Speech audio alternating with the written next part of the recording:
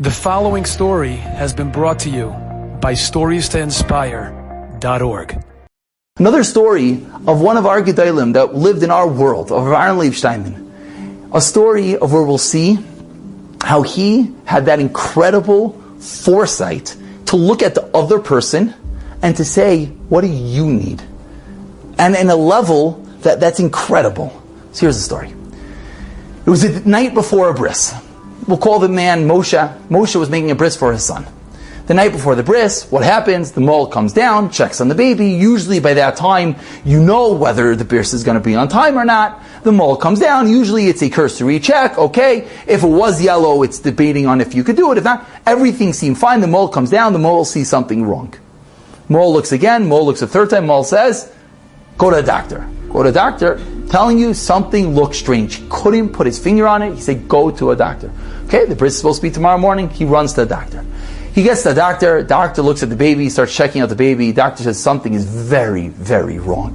Also, the doctor didn't know what it was. Doctor sends him emergency room, hospital, battery of tests. No one knows what's going on over here. Okay, one thing for sure, they start calling people. The bris is off for tomorrow. Why? We don't know. Something happened. We'll be in touch with everyone. Okay. They go to the hospital. They do tests. And lo and behold, they find some heart defect with the baby, some extreme rare case. There's something wrong with the baby. The doctors call in the parents, who obviously are heartbroken, and tell the parents, there's something wrong with your baby. We are not equipped to deal with this. Who's here in Eretz Yisrael? They tell them, we're not equipped to deal with this. Go to the US, go to Boston, there's a special clinic there. They could deal with it for you. We cannot. The doctor said, I'll be very honest, the baby's only 8 days old. By now it was 9 days old. I don't know if the baby could survive the flight. But the best chance you have is going to Boston. So, as every frum couple will do at this point, they go to ask a shayla. It's a big shayla. What should they do? Should they fly? It could be by flying, they're effectively killing the baby, because the baby can't handle the flight. Or it could be that by staying, the baby's going to die on its own. A very serious shayla. Who do they go to? None other than Rav Aaron Leib Stein.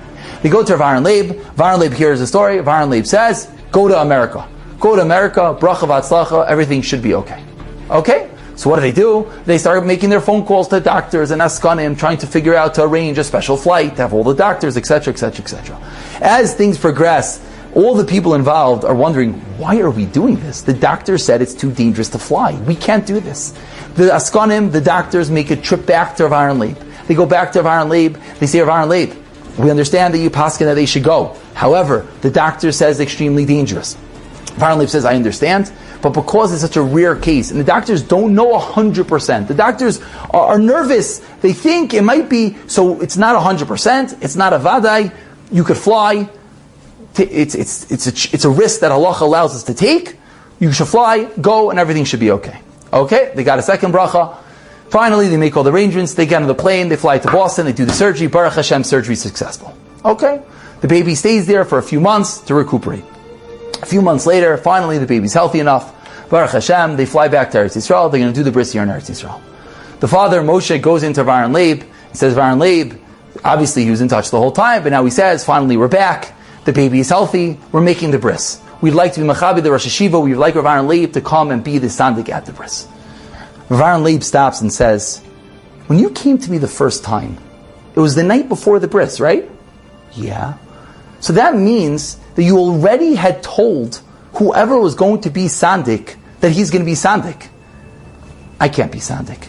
That person has been waiting for 3 months to be Sandik. They've been davening, hoping this baby was okay.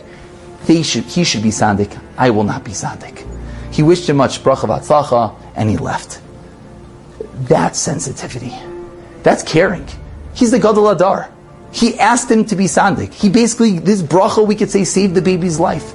But he realized that there's another Jew that was offered the Sandikais 3 months ago, and that Jew is going to feel bad. Is that Jew going to feel bad? It's Rav Aaron Leib. It's the Gadol Hadar. He's going to feel bad. Rav Aaron Leib is being Sandik. He'll be so happy. Says Rav Aaron Leib, no. There's another person that was expecting it.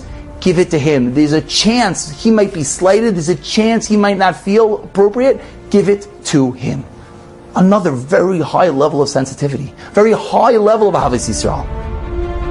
Enjoyed this story? Come again. Bring a friend. storiestoinspire.org.